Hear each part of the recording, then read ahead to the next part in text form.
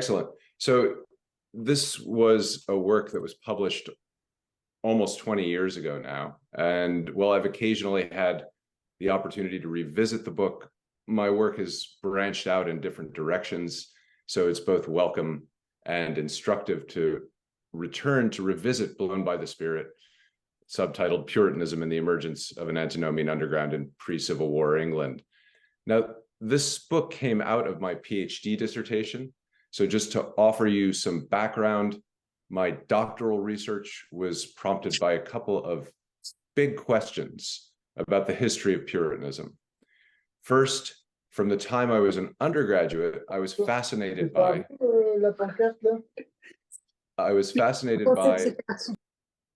but also puzzled by the emergence of Puritanism as a revolutionary force.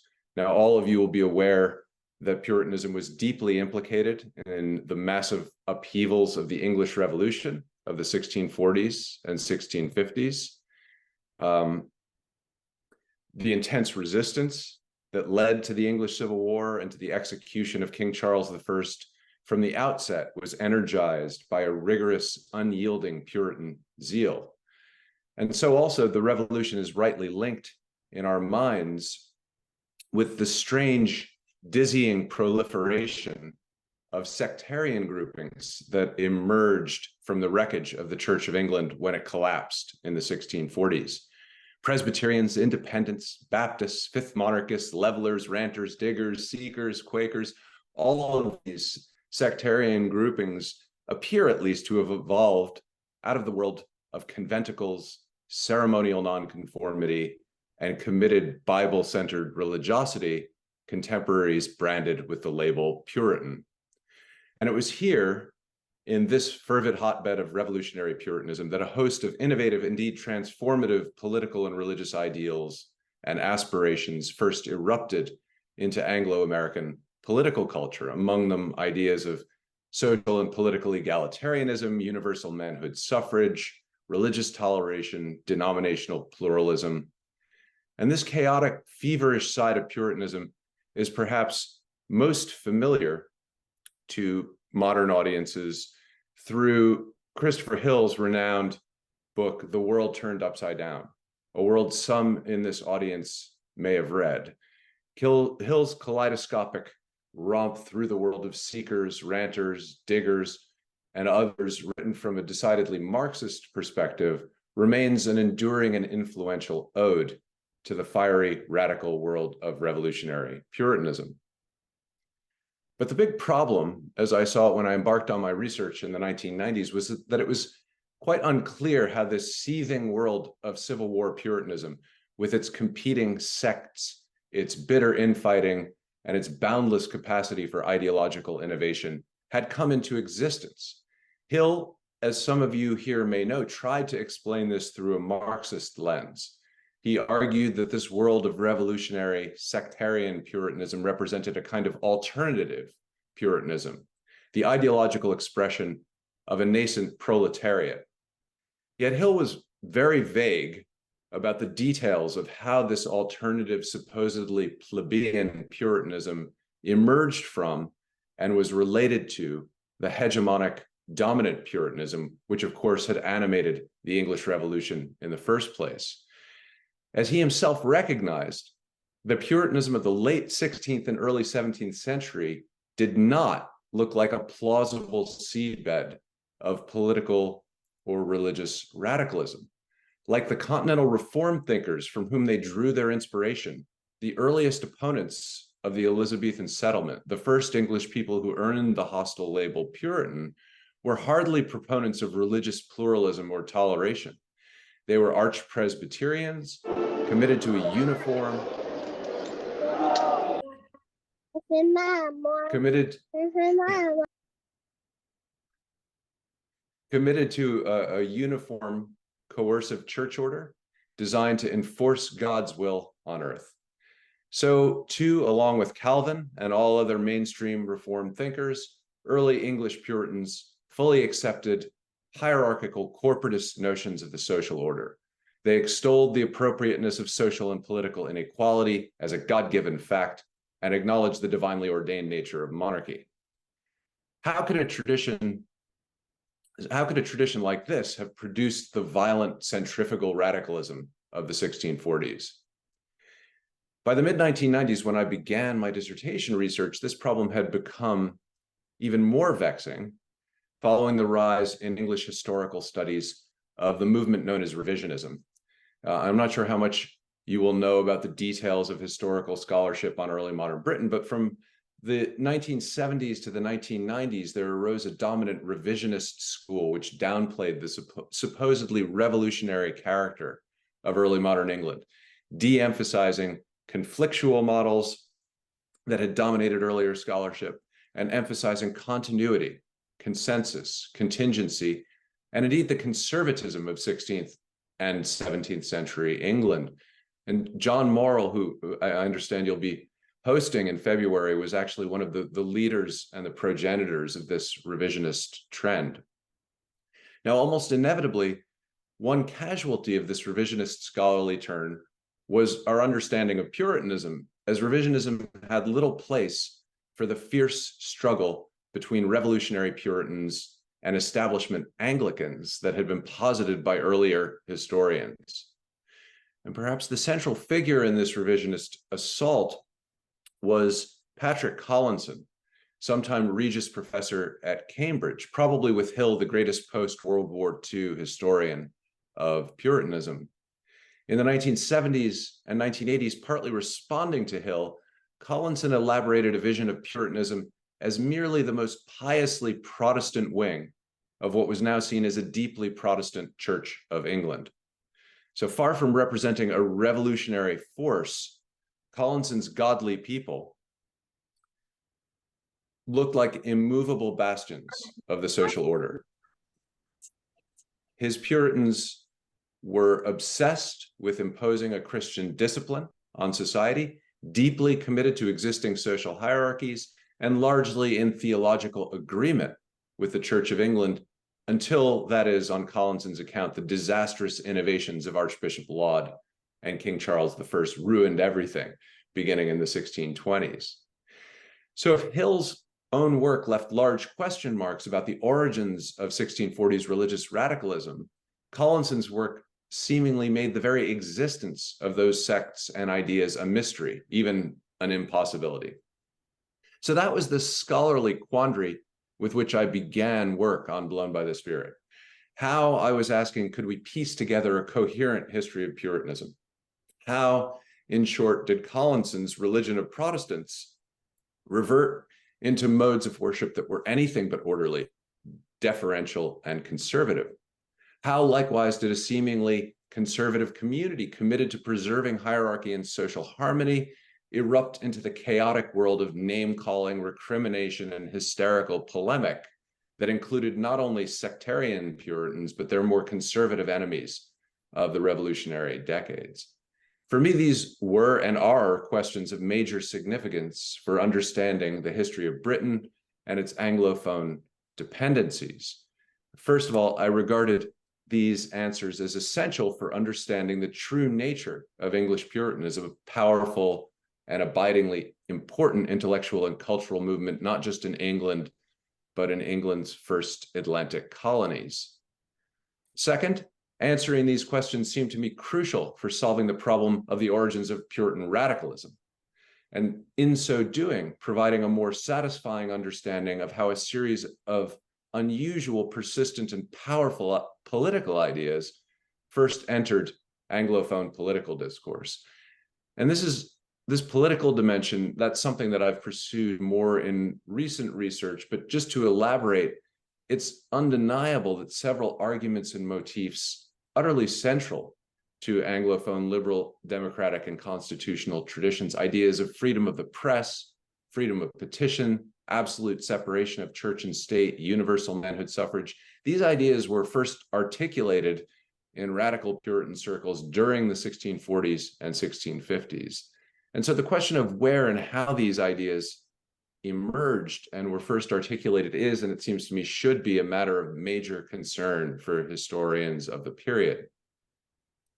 Now, third, and apart from the question of radical Puritan origins, I believed that the problem of the fragmentation of Puritanism held a key to understanding the development and direction of the events of the 1640s and 50s. Only by reconstructing the process whereby the godly community shattered into an array of competing politico-religious factions could we truly comprehend the broader fragmentation of parliaments caused during the 1640s and 1650s. And so to understand the disintegration of the Puritan cause was in some ways to understand the course of the English Revolution. So these are the big questions that inspired Blown by the Spirit. When I first began work on my dissertation, my approach was actually to look at a series of intellectual or ideological fissures within Puritanism, which had erupted within the godly community during the late 16th and early 17th century. And these fissures or disagreements were often relatively small in scale, which had meant they received little serious attention from scholars, but many of them mushroomed during the 1640s and 50s, producing noisy, hugely disruptive conflicts among Puritans. Now, it quickly became clear to me as I was doing my research that the most important of these early disputes involved a group of renegade Puritans known to contemporaries as antinomians. And it was these so-called antinomians who became the subject first of the dissertation, then of Blown by the Spirit. So the goal of the work became to work out what these people were saying, where they came from, why people were so worried about them. Now, some of you may have read portions of the book, but most of you, I'm sure, have not. So let me summarize the basic argument. Antinomianism was an underground movement that took shape at the edge of the English Puritan community in the first decades of the 17th century. This dissident movement, which was centered in London and had fully matured by about 1630, developed in protest against what I call mainstream or orthodox Puritanism that reigned in England prior to 1640. It thus held an ambivalent relationship to the wider godly community, sharing much in terms of ideology and language with the more presentable face of English Puritanism, even as it pitted itself in self-conscious, sometimes vehement opposition against certain conventions of godly culture. Antinomianism was, in short, a kind of subculture within the wider culture of English Puritanism, precisely because it challenged many assumptions current among the godly. However, it forced fierce controversy as mainstream Puritan ministers sought to answer and undermine this challenge to their authority. The result was a bitter conflict which reached its height in 1629 to 1631 in the pulpits and rumor mills and ultimately the church courts of London, a conflict that, in allusion to a well-known set of events that took place in Massachusetts a few years later, and I'll talk about that in a moment, I labeled this controversy England's antinomian controversy. So what I tried to do here was to use the antinomian case study, if you will, to address those big questions I mentioned a moment ago. How does the book do this? First, I suggest that many of the most radical strains of revolutionary Puritanism of the 1640s and 50s, the Civil War era, grew out of this pre-Civil War antinomian underground. Second, I tried to show that looking at this community and by examining its relationship to mainstream Puritanism, we emerged with an innovative and I'd argue more satisfying vision of Puritanism more generally. For in the process of looking at so-called antinomians, it was also necessary to excavate important features, both theological and sociological, of the mainstream Puritanism that antinomians challenged. Moreover, by looking at the dynamics of this debate within Puritanism, I argued one could see many of the cultural practices and ideological instabilities that would ultimately explain how and why the Puritan community fractured so violently in the 1640s. So what then was an antinomian? It's important to note at the outset that this word, like Puritan, began as a hostile term of abuse. But like Puritan, the word antinomian came in England to refer to a specific and very real set of opinions and people. By definition, the word means one who opposes the law. Its Latin form, antinomi, was popularized by Martin Luther in his controversies with spiritualist opponents in the 1530s. Calvin and other Protestant authorities perpetuated the term into the later 16th century, ensuring that the word crept into vernacular forms in both France and England. But to understand what the term meant in a 17th century English context, we need to descend a bit into the mire of early modern theological discourse. And I'll try to make this as clear and concise as possible, but a degree of arcane theological detail is just simply necessary to understand these problems. So all of those identified in Blown by the Spirit as antinomians did at some level claim that Christians were somehow free from the moral law as handed down by God to Moses in the Ten Commandments.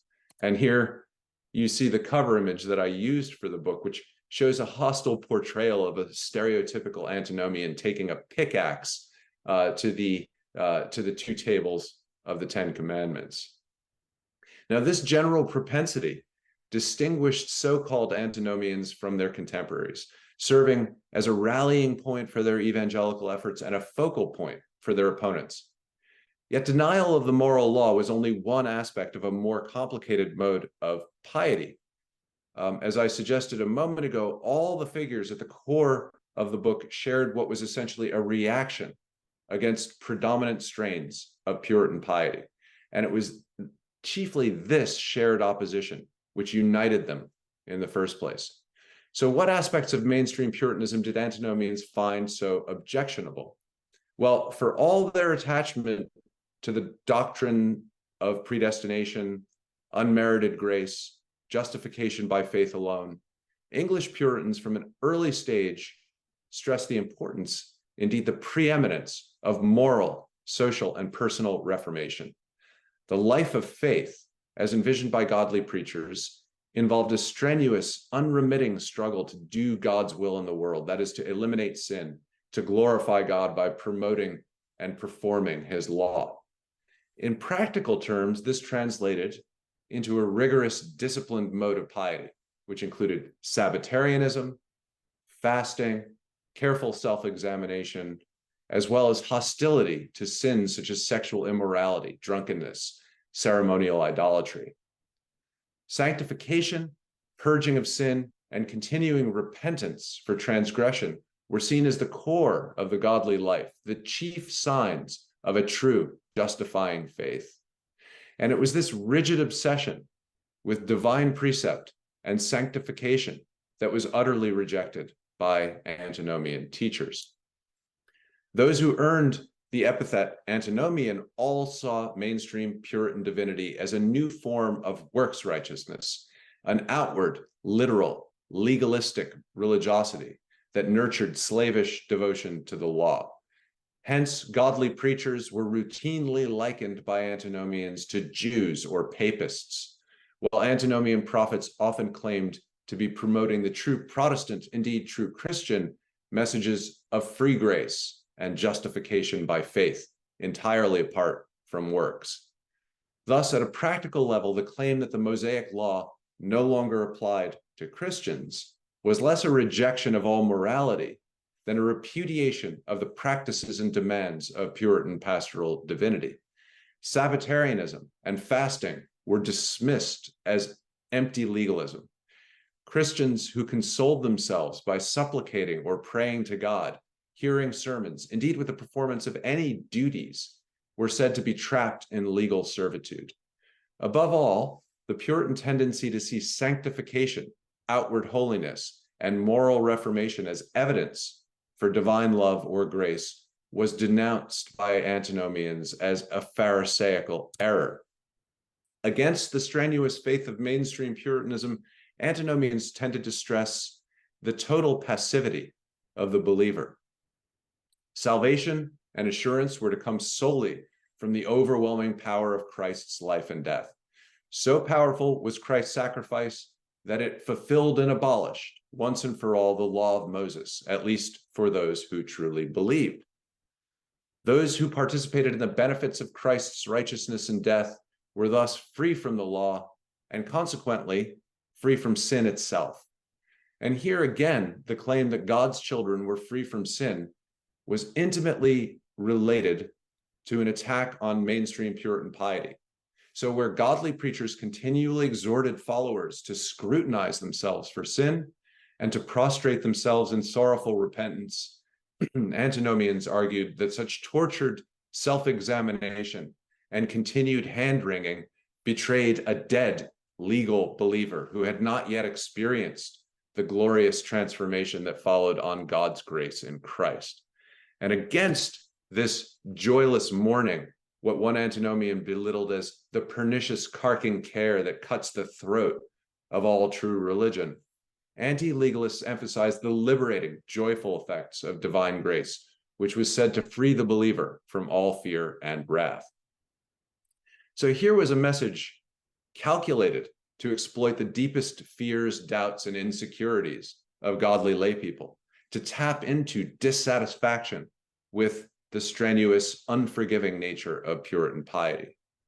Although mainstream Puritan piety evidently proved sufficient for most godly people, there can be little question that for some, the disciplines, demands, and general tenor of everyday Puritan teaching proved to be a passageway into despair and insecurity. For such people, as for those who resented the authoritarian claims of the traditional Puritan ministry, antinomianism provided a profoundly attractive alternative religiosity equally rooted in Scripture, but with its exalted claims about the effects of divine grace, eminently more assuring than its mainstream counterpart. And you'll notice, moreover, that the antinomian critique achieved much of its traction, much of its pull by mobilizing the most emotionally powerful motifs of the Protestant tradition, such as free grace and justification by faith alone. It mobilized these against the godly themselves. So in their battle for the affections of the Puritan laity, antinomians were able to promote themselves as the true heirs of Luther at a time when, as many scholars have demonstrated, sensitivities in England over questions of works, grace, free will, predestination, these were growing steadily in response to the policies of Charles I and Archbishop Laud, which were widely seen by Puritans as promoting a dangerous crypto-Catholic turn within the English church.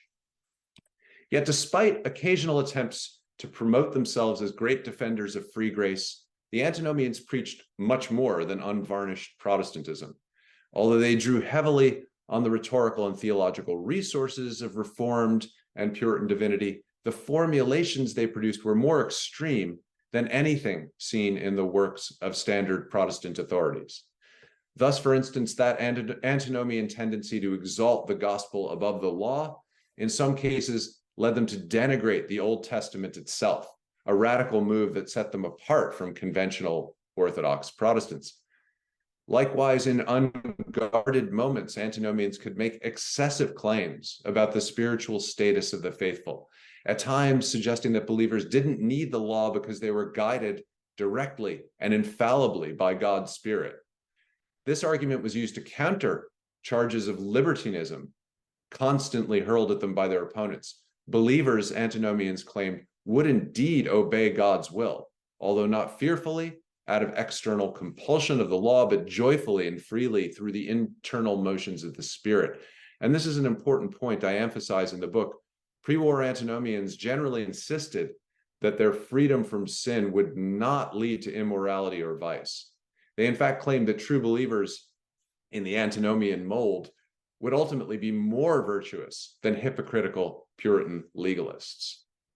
At its most extreme, however, this antinomian tendency to stress the Spirit's immediacy could veer off into extravagant, indeed heterodox statements, which implied that the faithful were somehow made one with God while on earth, eliciting inevitable charges of heresy.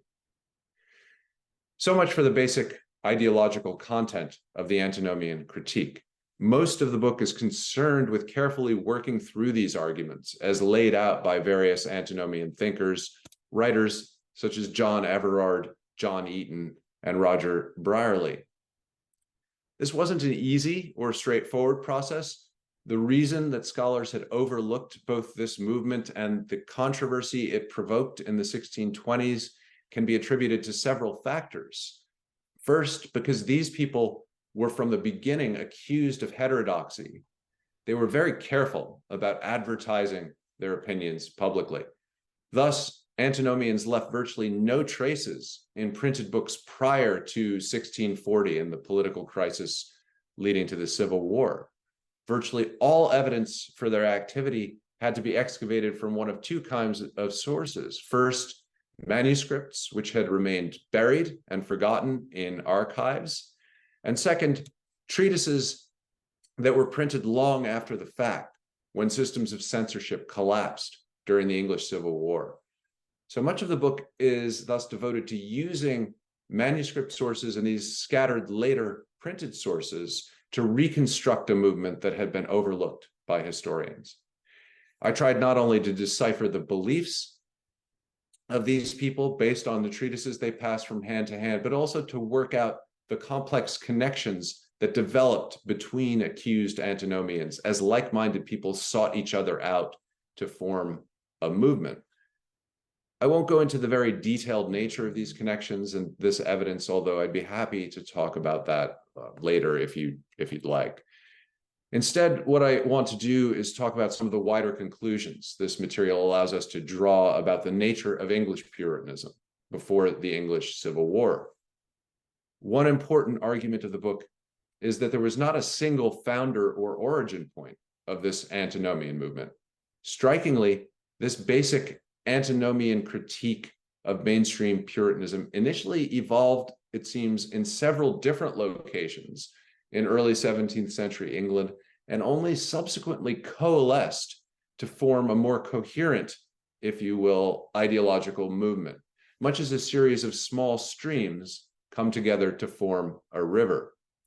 And what this suggests is that Orthodox Puritanism, or mainstream Puritanism as it had emerged by the early 17th century, was deeply susceptible to an antinomian critique. So susceptible, in fact, that such a critique evolved not once, but several times under distinct contingent circumstances.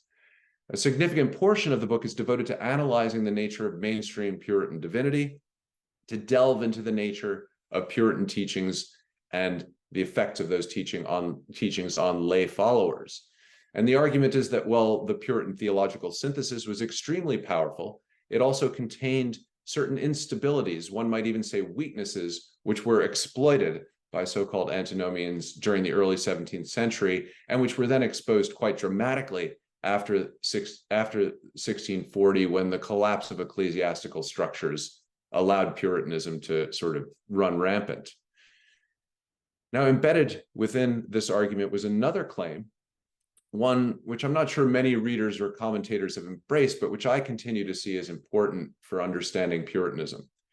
Puritans, as you all know, were obsessed with the Bible and with recreating scriptural apostolic Christianity. And in many ways, this is what gave Puritanism its unity, its logic. Naturally, English Puritans read scripture in very particular ways, guided by Calvin and other Reformed authorities, and further informed by the interpretive habits of homebred Puritan English divines. But the obsessive biblicism of the godly meant that Puritans tended to reenact some of the instabilities, occlusions, tensions, and paradoxes within the Bible itself. The controversies between mainstream Puritans and their antinomian critics flowed in part from tensions and discrepancies that one can see not just in the biblical texts, but among the earliest Christians, particularly as revealed in the letters of St. Paul. Tensions over the operation of grace, the position of believers with respect to the law, the status of Jewish teaching for Christian acolytes, and so forth. So in attempting to recreate a lived Christianity based on Scripture, English Puritans also recreated some of the fault lines and uncertainties embedded within Scripture. And this was not the only such fault line. I could mention several areas of scriptural ambiguity and tension that likewise generated conflict among the English godly. But this, I think, helps to explain the fissures that exploded so violently during the Civil War years of the 1640s. So a third important aspect of Puritanism I emphasized in Blown by the Spirit was this. Although there was a powerful Puritan theological synthesis nurtured in the Protestant training grounds of Oxford and Cambridge and carefully spread by learned, educated ministers, Puritanism remained open to what might be termed outside influences, notably works of devotion or piety and accompanying modes of interpretation emanating from beyond the boundaries of acceptable Protestant opinion. Thus, although antinomianism was primarily an internal reaction against Puritan divinity, once a determined religious seeker had arrived at an anti-legal position, he or she might absorb a variety of mystical or perfectionist texts, which were secretively preserved within small pockets of people who were united by the suspicion that Orthodox Puritanism had somehow missed the point of the gospel. The most important of these mystical traditions, and one that receives considerable attention in the book, was the family of love, the small, secretive sect founded by the prophet Hendrik Nicolais, alias H.N. Nicolais and his familists earned the hostility of Orthodox Protestants and Catholics throughout Europe in the 16th century for their forthright claims that believers were, to use H.N.'s notorious phrase, Christed with Christ and Godded with God, that is somehow deified and made perfect.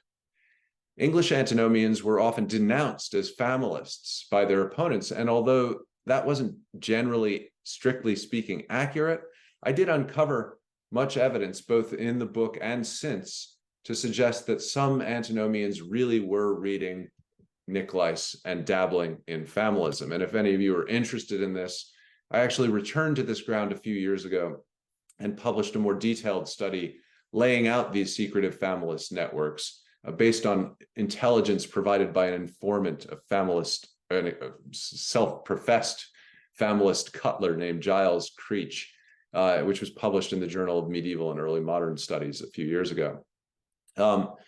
But antinomians were not interested solely in familist texts. They also reached for other exotic sources, including the famed medieval mystical treatise, the Theologia Germanica, and the writings of the English Catholic friar William Fitch, who was based in France and traveled under the alias of Bennett or Benoit of Canfield. So the Puritanism uncovered and Blown by the Spirit was a kind of porous, leaky community, open at its margins to influences from outside the world of Reformed orthodoxy. Now, fourth and finally, Blown by the Spirit allowed me to explore not just the theological dimensions of Puritanism, but also its culture and the practices that characterize the Puritan community. This we might call the sociology of Puritanism, although I did not use that term in the book. Puritanism was held together by a series of social practices and institutions, some of them loosely tied to the institutional church, but many of them voluntary and extra ecclesiastical. Mutual prayer meetings, godly conferences, performative fasting, the exchange of letters and manuscripts, all these practices glued the godly community together and helped define Puritans as a distinct group in the world. These practices were closely linked to that quintessential Puritan institution, the sermon, generally, although not always, preached from a church pulpit. As scholars have shown, Puritan demand for sermons was so great that there developed a sprawling industry of lectures and side sermons paid for by enthusiasts and benefactors hungry for more spiritual provision over and above the normal weekly parish sermons. These extra parochial lectures drew flocks of godly listeners who often traveled from afar to hear celebrity preachers. It was this side economy of lectureships, casual preaching, and so-called sermon gadding, as it was called, that really fueled the rise of antinomianism. And here, for instance, is a map of all the parishes in which antinomian preachers allegedly preached in London in the late 1620s and early 1630s. So it was this informal preaching economy that drove England's antinomian controversy. But Both the rise of antinomianism and the subsequent battles over it were also stoked by other informal practices I've just described. The informal prayer meetings of believers, the conferences among the godly, practices of manuscript exchange, the processes of dispute settlement that Puritans attempted to use. In normal circumstances, these institutions were powerful forces of cohesion. They were part of what really held the godly community together. But when disputes arose over matters of theological import, these same institutions could become vehicles for vicious infighting, factionalism, rumor mongering. And I'd like to think that Blown by the Spirit has played at least some role in helping us to reimagine the internal dynamics of the Puritan community, and also allowing us to see how the very institutions that made Puritanism such a potent force in English church life and politics also contained within them the seeds of fragmentation and ideological disintegration. So this serves to return us to my starting point. Blown by the Spirit aimed to contribute to our understanding of how, on both sides of the Atlantic, the Puritan community began to rip itself apart, beginning in the 1630s. Perhaps unsurprisingly, the first major public burst of trouble took place not in England, where ecclesiastical censorship remained tight and the godly worked to keep their own disputes out of the public eye. Instead, the first big eruption occurred in New England, where thousands of godly migrants arrived beginning in the late 1620s, fleeing the policies of Charles I and Laud. As some of you will know, between 1636 and 1638, Massachusetts was gripped by a conflict that American historians traditionally dubbed the Antinomian Controversy, in which followers of the minister John Wheelwright and the lay prophetess Anne Hutchinson split the Church of Boston and divided the colony as a whole. Blown by the Spirit showed that this controversy had ample precedent in England. I revealed that many New England Puritans had direct demonstrable experience with antinomians and their ideas before they had departed England. These people and many others had been well seasoned for the controversies that soon erupted in the less restrictive air of Massachusetts. Few Puritans, and certainly none near London between 1628 and 1631, could have been ignorant of the acrimonious battles that were waged within the godly community in these years. Indeed, New England's antinomian controversy was in some ways a reprise of the earlier controversies that had plagued London 5 years earlier. Or rather, we might say that London's controversies directly prepared and shaped the perceptions and categories with which New England Puritans would interpret the claims of Hutchinson, Wheelwright, and their backers. So while it would be an exaggeration to suggest that Blown by the Spirit explained New England's antinomian controversy, the book did, I think, help render that conflict intelligible in a way that hadn't been the case before. Now, the story has become even more interesting, I think, in any case, in subsequent years. In 2019, I published an essay in the New England Quarterly showing that 5 years before the antinomian controversy erupted in Boston, there was in 1631 a failed attempt by a group of London antinomians, people attached to those antinomians that I've just been discussing, to establish a new plantation on the shores of the modern US state of Maine. The colonists arrived in Maine on their ship, the Plow, took a look around at the rocky, miserable shore and said, no way. And they abandoned their project, heading for Boston. And here they immediately courted trouble, found themselves accused as familists, in an interesting precursor to the much bigger controversy that erupted in 1636. The broader point here is that the fractious Puritanism I chronicled in Blown by the Spirit was inevitably carried to England's Atlantic colonies, where it quickly led to a process of fragmentation and sectarian development, most famously resulting in the establishment of the colony of Rhode Island, a refuge created by Puritan dissidents fleeing the hammer of New England orthodoxy. Of course, it was really in England after 1640 that these fissures truly came to the surface. Once the lid of ecclesiastical discipline was lifted and the authority of the Church of England began to crumble, these antinomian ideas quickly exploded to the surface and became, if not mainstream, at least alarmingly widespread. And Blown by the Spirit focused almost entirely on the pre-Civil War period, so it only gestures in its final chapters at this later story. But in my own subsequent work, I've tried to build on the foundation laid in Blown by the Spirit and to carry the story forward. The antinomian community of pre-Civil War England, I showed, served as a spawning ground for later forms of sectarian religiosity, both in terms of personnel and ideological content. That, what you're looking at there, is a famous image, a woodcut of the cobbler and separatist preacher Samuel Howe, who was accused of familism, preaching in a tub at a tavern, an incident that actually did take place, the Nag's Head Tavern in 1640. Numerous veterans of England's pre-1640 antinomian underground, as I call it, played crucial roles in the religious upheavals of the Revolutionary years. Many central figures in the radical political and sectarian developments of the 1640s and 1650s, Lawrence Clarkson, Anna Trapnell, John Portage, Tobias Crisp, to name some of the more well-known, had direct and demonstrable ties to the pre-Civil War antinomian underground.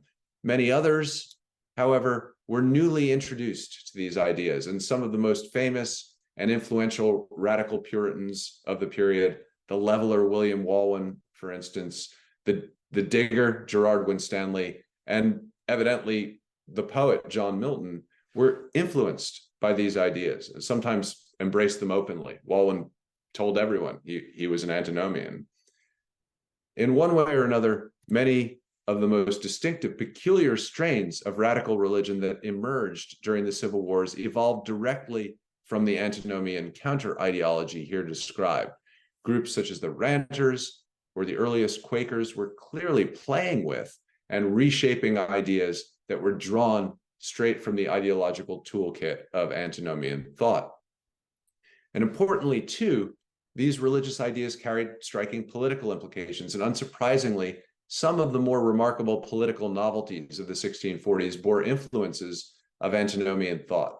That's a complex subject. Again, I could discuss it at greater length later if you'd like.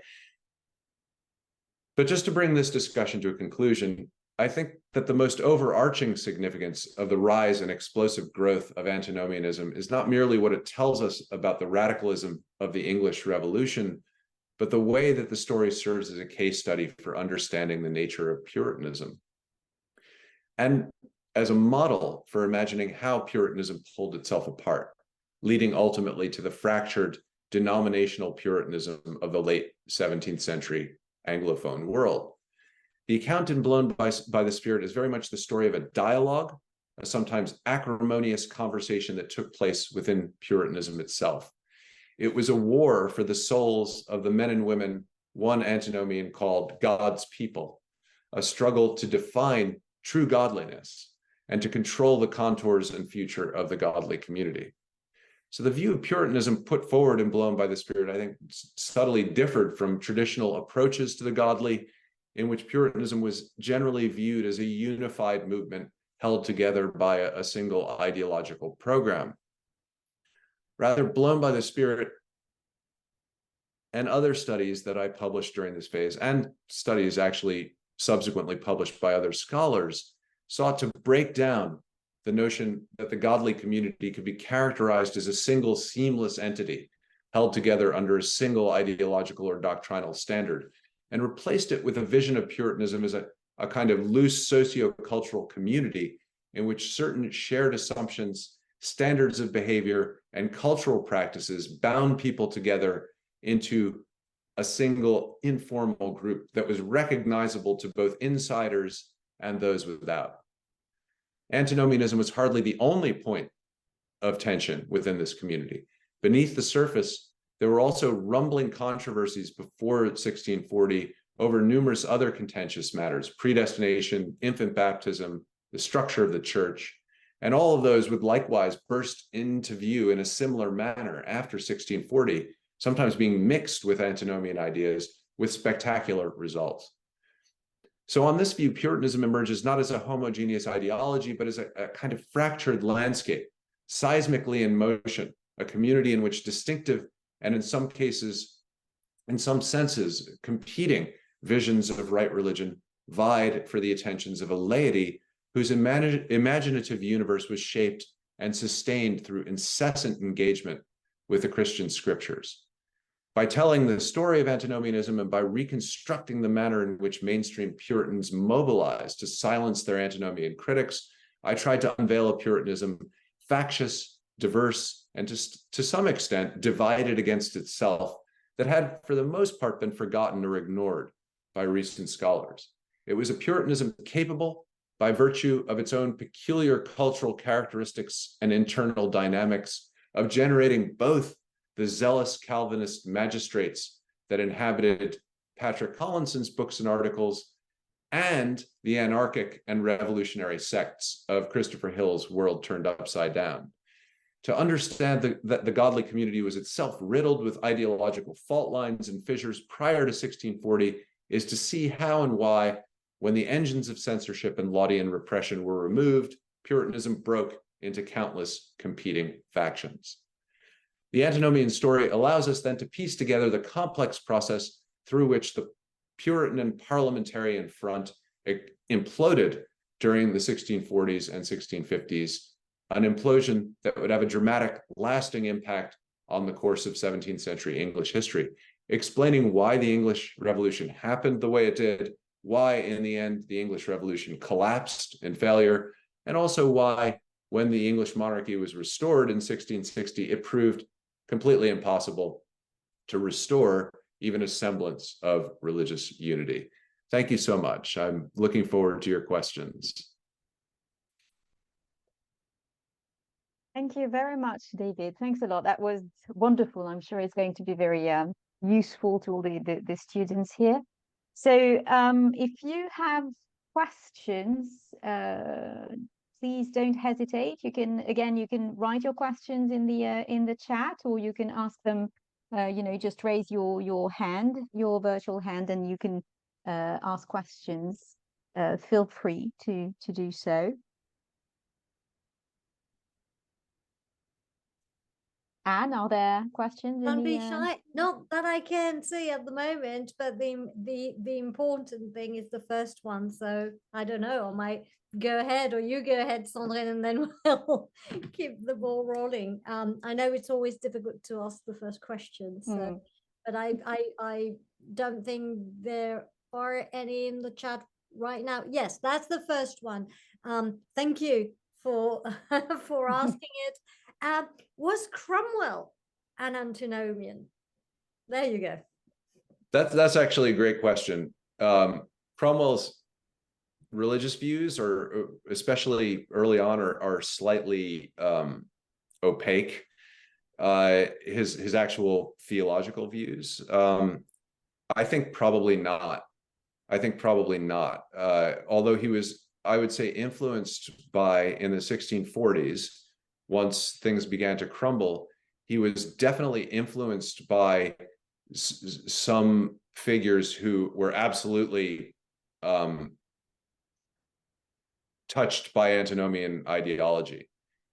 Several of the most notorious New Model Army chaplains, for instance, people like John Saltmarsh, who is routinely accused of antinomianism, but who also embraced various other features of the kind of disintegrating and fertile world of revolutionary Puritanism. So Saltmarsh was a preacher to Sir Thomas Fairfax's train, and was with the New Model Army for years, and was an extremely popular and influential presence. And Cromwell clearly had dealings with him. There were several other of these figures, William Earbury, who were also New Model Army chaplains, and who were clearly antinomians. And so he was surrounded by this environment. And I think I'm not sure how much you've read about or have heard about Cromwell's religious views. You'll hear more about it when John Morrill and Joel Halcombe speak to you in a couple of months. But Cromwell did embrace, I think, or was at least influenced by the strain that some scholars have referred to as anti-formalism, a rejection of the notion of set ecclesiastical forms, the notion that there was any single way of worshiping God in any rigid manner, and this helped contribute to his tolerationism. He believed that godliness could be pursued in a variety of different forms, and that anti-formalism, I've discussed this in my more recent work, that anti-formalism of the 1640s and 50s, and people like Saltmarsh and Erbary were major proponents of it and perpetuated it. That anti-formalism emerged partly out of the influence of antinomianism.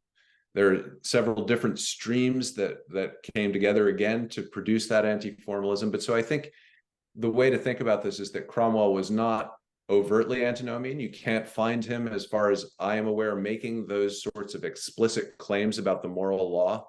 But he was influenced in a more oblique way by the, if you will, the theological environment of the 1640s, which was just suffused with many of these antinomian ideas. So it's a rather long-winded answer, but and sort of a complicated one. So I think the answer is no, but yes.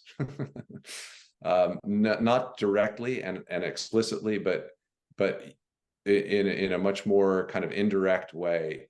Yes, he was influenced by these ideas. Thank you. Thank you. There is another question about familism. Could you please define familism again? Yeah, that's a tricky one, and it's tricky in part because, as some of you may know, familists, one of the alleged doctrinal beliefs / practices of members of the family of love was what is referred to as Nicodemism, or a willingness and, in fact, a directive to conform outwardly to whatever ecclesiastical dispensation they were living under. So his followers were supposedly instructed to deny that they were familists and to repudiate everything that they had supposedly been taught publicly if they were called on their supposedly heretical beliefs. So it's very difficult to actually catch them out because they were extremely secretive about their beliefs. But you know, HN published a tremendous amount, and most of it is impenetrably wreathed in this kind of canting scriptural language and idiom. But the basic message appears to have involved a tendency to allegorize the Bible itself, to claim that the people and the stories and the events of the Bible, including Christ's death and resurrection, were actually allegories for things that happened within the believer's soul. And part of that involved the claim that people who had passed through this process had actually been resurrected with Christ and were in some sense united with Christ and made one with God in a way that left them perfect in this life. They were restored to the condition of the first Adam, along with Jesus, and therefore they were in some sense no longer subject to the moral law, or rather they fulfilled it completely. They were perfect and without sin. And so in that sense, the position was very, very similar to that of the antinomians that I've described, who came at this from a more Protestant direction, in that they claimed that Christ's perfection was imputed to believers by virtue of faith, and that therefore believers were free in some sense from the moral law and sin. But they came at it from a more inherentist, as I call it, and perfectionist direction.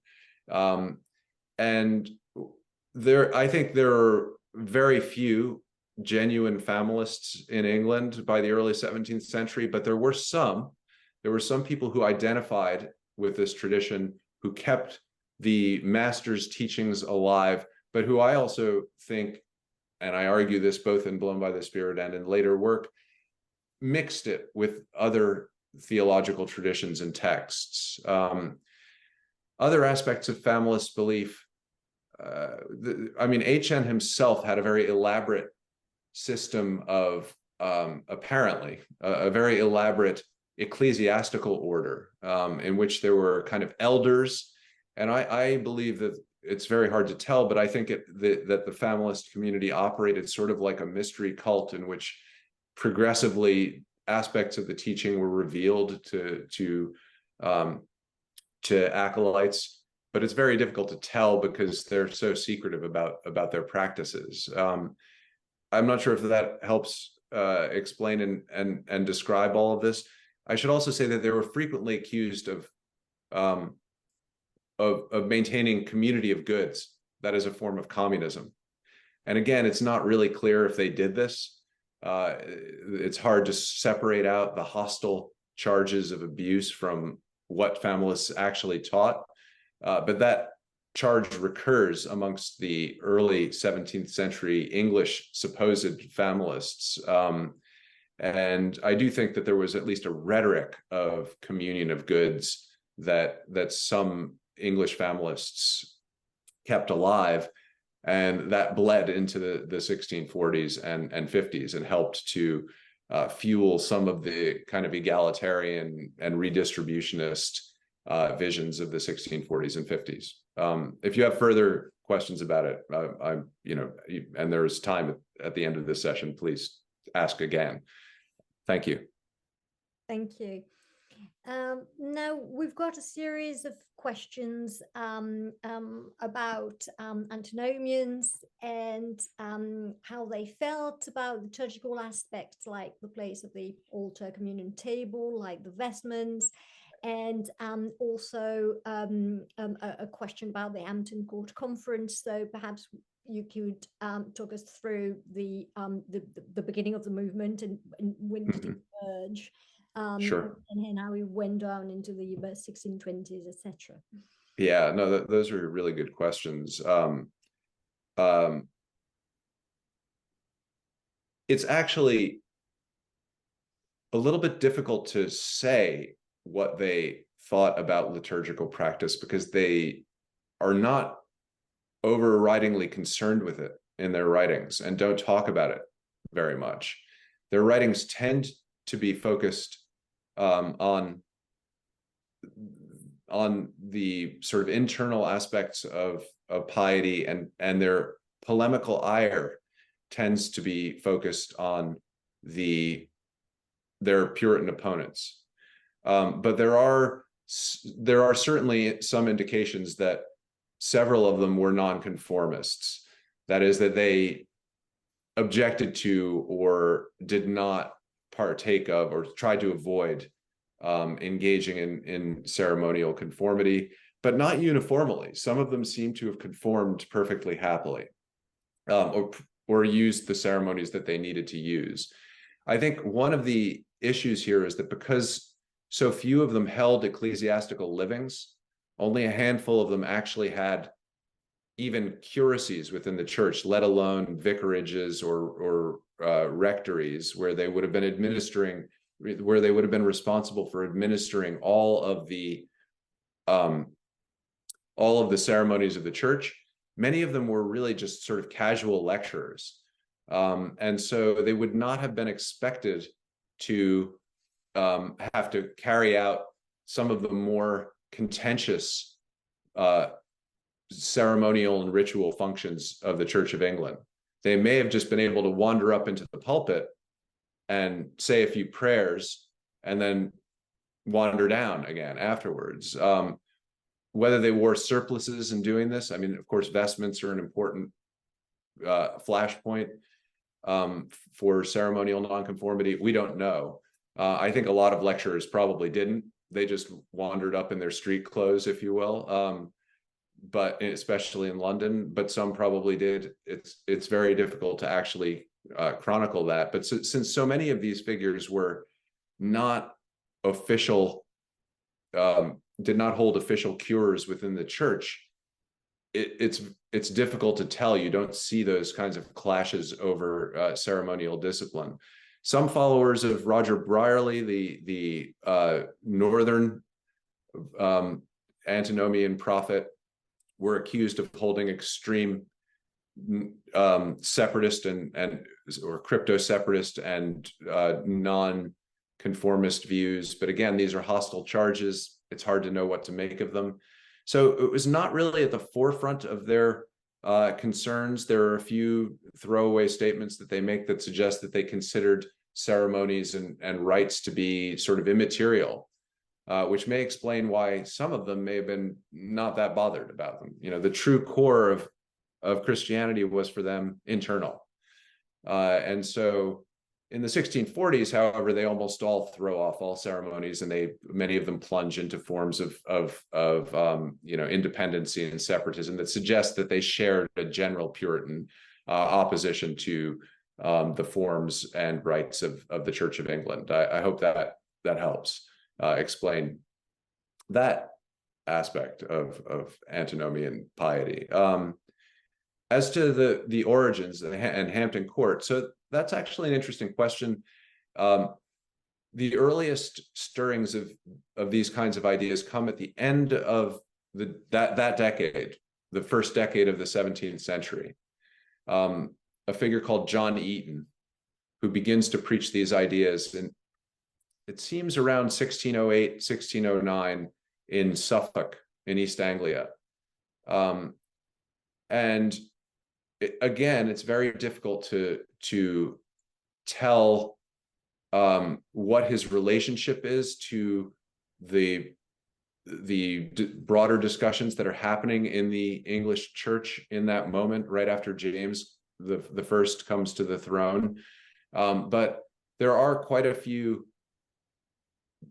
godly ministers who, in the wake of Hampton Court and the imposition of new church canons, are ejected from their livings or their lectureships and curacies and so forth.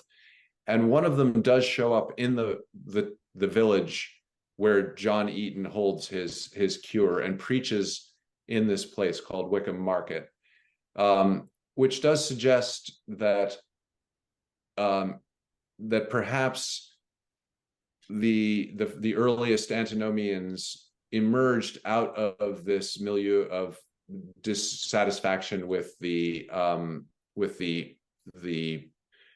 imposition of ceremonial conformity and the crackdown at the beginning of James's reign. But it's hard to draw a direct line, and it's hard to draw any really definitive conclusions about that. The second eruption comes really in the mid-1610s in Yorkshire, as I just mentioned. Roger Brierly and his followers in West Yorkshire, and then along the Yorkshire-Lancashire border.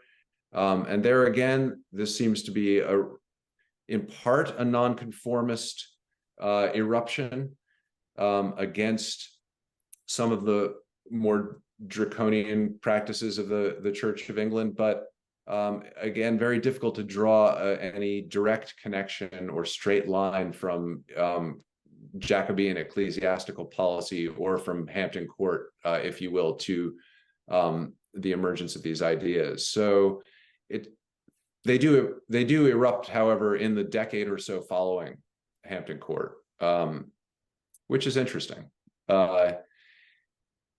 Largely outside the university environment that was played, leading Puritan divines, but another important point, which I did not mention in the talk, is that many of these antinomian ministers were university trained. So they're no longer at the university when they adopt these ideas, but many of them had attended Oxford or Cambridge. They were not unlettered lay preachers. They were people with similar training to their mainstream Puritan counterparts. Anyway, I think we should move on, but thank you for the question. Okay. Still on the same topic, but moving on a little bit into the international influence. There is a question about the pietists debates in Germany, and where the English antinomians reading the pietists as well. Well, I think the influence might work a little more the other way. Some of these texts end up making their way into kind of pietist circles in Germany and being translated into German.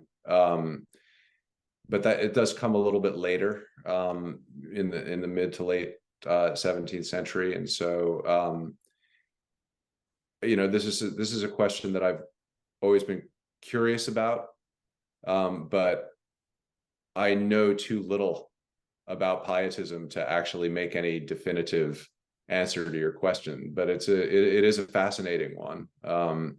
And it's one that I think deserves some further study. There has been some interesting work in recent years that has tried to trace out some of these interconnections between 17th century English radical piety and what's going on in Germany. But I haven't participated in any of it, largely because I know so little about German religion. So I unfortunately cannot, in an informed way, really answer your question, but it is a good one. Thank you. And it deserves further work. On a slightly different topic, did antinomianism also represent the interests of proto-capitalist bourgeois individuals if we follow Hill's analysis of Puritanism? That's a good question. Hill actually thought antinomianism was, he called it the lower class alter ego of, standard English Puritanism and Protestantism, of Calvinism itself. So he believed antinomianism. He thought he was very interested in antinomianism, but he believed that it was very much a plebeian, an expression of plebeian dissatisfaction with sort of mainstream bourgeois proto-capitalist Puritanism. So Hill saw what I've called mainstream Puritanism here as being essentially the ideological expression of an incipient bourgeoisie. And to him, these kinds of radical ideas were the nascent ideological expression of a proletariat in formation. And it's an appealing idea, and I wouldn't want to dismiss it outright. However, in Blown by the Spirit and in my subsequent research, what I have uncovered is that many of these people don't seem to fit that profile as members of the lower orders or incipient proletarians. Most of the ideological leaders of the movement were university trained divines, the people who spearhead and sort of bring into being this ideology. Many of the lay followers, and lay piety is incredibly important here. I don't want to overemphasize the ministers, but many of them were from middling or even gentry backgrounds. So one of the things I show in Blown by the Spirit is that some of the people who patronize these antinomian ministers were gentlemen. In a couple of cases, there are some aristocrats who are interested in these kinds of ideas. Henry Rich, the Earl of Holland, and the Earl of Mulgrave both protect a couple of these antinomian preachers I've discussed.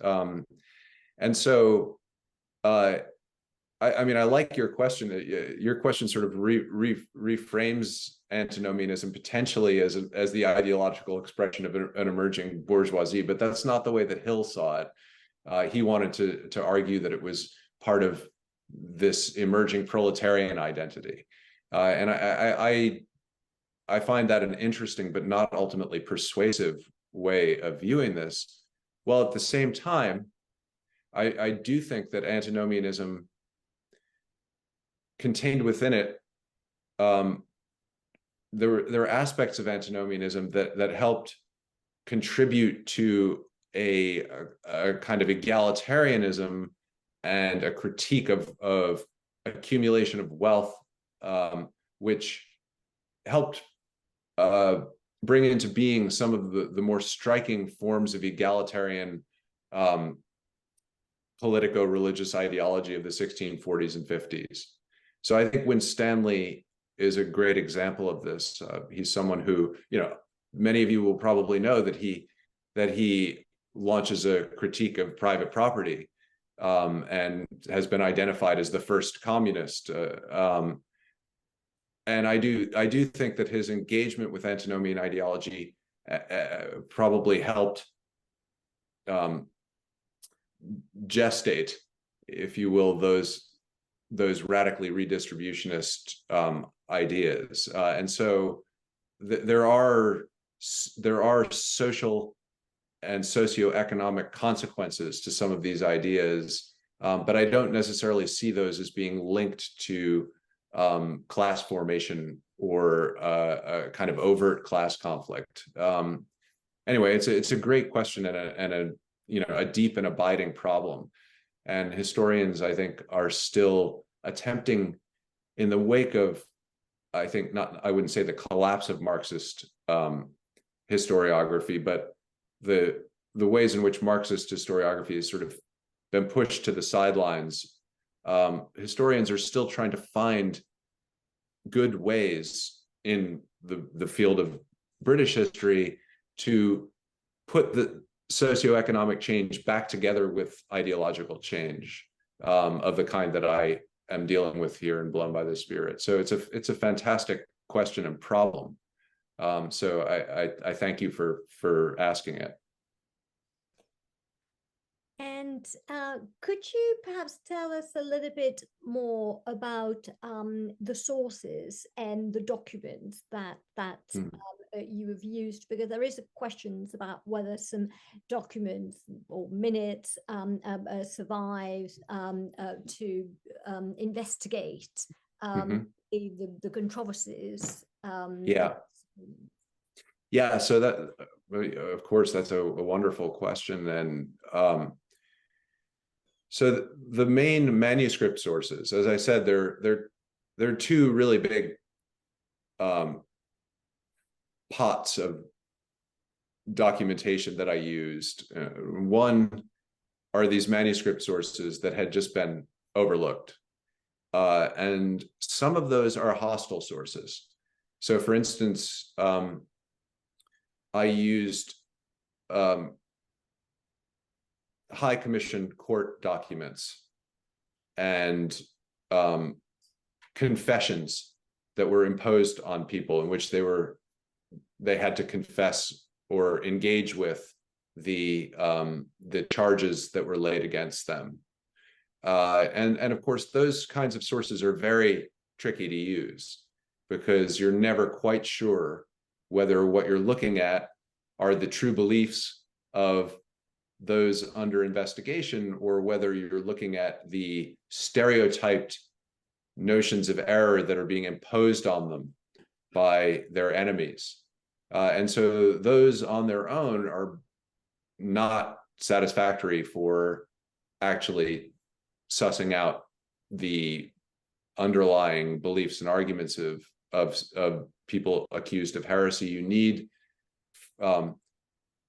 first person accounts from people who are committed to these beliefs. Unfortunately, there are also quite a few manuscript tracts that written by antinomians that were circulated in the early 17th century. And so you can compare those against the charges that are launched against them, and kind of collate and triangulate to try to get a sense of what these people were actually saying.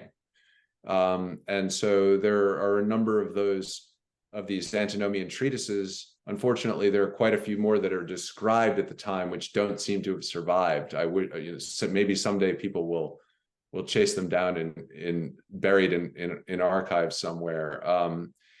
Then there are also these later printed books that I discussed. For instance, The Honeycomb of Free Justification, which I showed during the PowerPoint presentation, which was John Eaton's masterpiece. It's an endless tract in which he lays out these antinomian views, and he had written that prior to his death in the early 1630s, and his followers had kept it alive in manuscript, and his widow actually tried to publish it in 1631, and I found a High Commission record that showed that the authorities had clamped down on her and her prospective publisher in the early 1630s and said, no, you're not publishing this. But then when ecclesiastical censorship collapsed 10 years later, either his widow or one of his followers went straight to a bookseller and put it into print.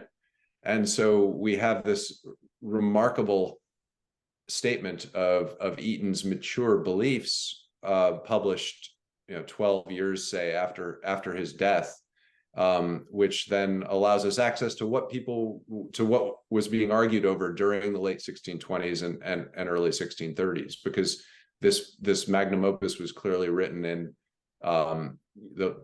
at the very latest to the late 1620s, because he dies by 1631. So and then there's a lot of this stuff from the 1640s, either books being published that were written earlier, or in some cases, simply people reflecting back on stuff that happened earlier. There are some firsthand accounts of people's experience with these ideas in the 1630s, and those proved very useful. So it was a substantial labor to gather all this material together and to piece it together, but it was also great fun from my perspective, because I'm a bit of I love burrowing into archives, and I like piecing together puzzles that have been overlooked, and this was a project that really allowed me to do that, while also I hope saying something broader. But thank you. Thank you. Perhaps just one last question. Was there a direct link between antinomianism and radical political activism, such as the Diggers? And if so, why? Shouldn't antinomian theology lead to passive attitudes rather than to social reform? Yeah, I think that's a really good question. The reason I think it doesn't lead to passivity is because, although, and I stressed in the presentation that there was an emphasis on the passivity of believers with respect to the process of salvation, right? So believers were to simply submit and to render themselves up to Christ. And once they had done that, and once they had fallen back entirely on Christ for their salvation, they might taste this joyful, exuberant redemption from all sin. But as I also tried to emphasize, they don't say that this will lead then to a passive life. They suggest that the true believer will in fact be more virtuous than these fake, dead, hypocritical, pharisaical Puritans. And what that means, what that ended up translating into, this is really interesting, and I think bears directly on your question. One of the things that a whole series of antinomian preachers and ministers do, both in the pre-Civil War period, but then more aggressively in the 1640s, they say, well, you're fake Christians, you mainstream Puritans, and we are recapturing not just the true message of salvation, but also what it truly means to be a Christian. And one of the things that it means to be a Christian is actually taking seriously, for instance, those passages of the Acts of the Apostles that call for community of goods, those more egalitarian and, if you will, redistributionist aspects of the New Testament. And they say, you sit around gathering together wealth, you fake Puritans, you wear your, wonderful silks, etc., whereas true Christians should be essentially distributing their goods, and should be engaging in acts of charity toward not just other Christians, but toward the poor more generally. So they make this move where they claim that their own more pure version of Christianity will lead to a more genuinely apostolic practice of Christianity. So far from leading to passivity, it actually, at least among some antinomians, led to this kind of reaction in which they were demonstrated that they were, in fact, more truly in tune with the messages of apostolic Christianity. And that meant, in part, repudiating wealth in a way that they saw as being more consonant with Christ's message and with the teachings of Christ's immediate followers.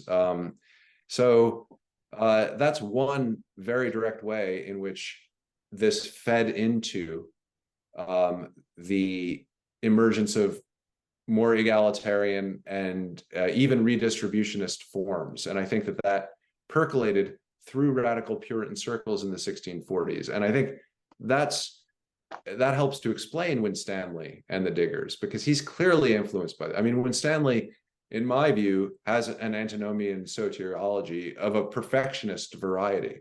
I mean, all of this stuff about God dwelling in the believer and the abolition of the law and its replacement by a law of love, that's all over Gerard Winstanley's thought.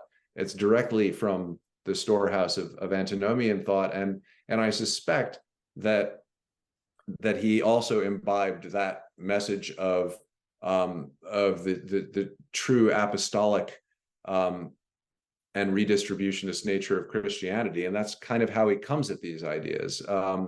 It's possible also that there is some residual familist influence there, because I do think that these familist texts continue to circulate in these circles, and allegedly some familists also maintained community of goods, and so I think that helped to keep those kinds of ideas alive. So yes, I do think that there are the emergence of Winstanley and the Diggers is a much more complicated phenomenon than just saying, oh, antinomianism, Diggers.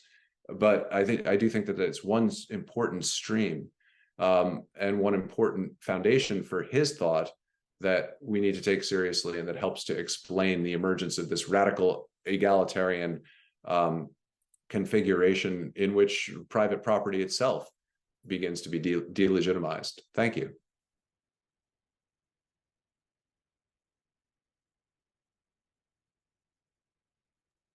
Okay, so, well, I think we will have to stop here, I'm afraid.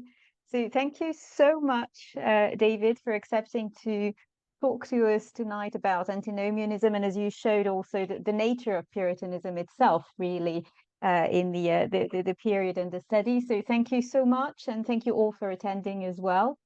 Well, Anne, would you like to add something? Utmost thanks, and may I remind also everybody that we've got John Worrell, as you said, David, and Joe Halcombe coming to Paris in February. So I know, Sandrine, that the event is a sort of person event is already fully booked, but we'll try to find a way to put the conclusions online, as we will do with David, who has kindly accepted that his recorded might be put online. So we'll let you know when that happens, but it will be on the YouTube channel of the Early Modern X seminar as usual. So do watch that space, and thank you, David, once again. And have a great day, because it's morning. Yeah. So Yeah, the sun has been slowly coming Yes, around. and you've got the sun, yeah. Thank you very much. Thank you. No, Thank you so It much. was a great pleasure. Thank you. Thank you. Thanks a lot. Bye. Bye now. Bye, Thank you. everyone. Goodbye. Bye. Goodbye. Bye.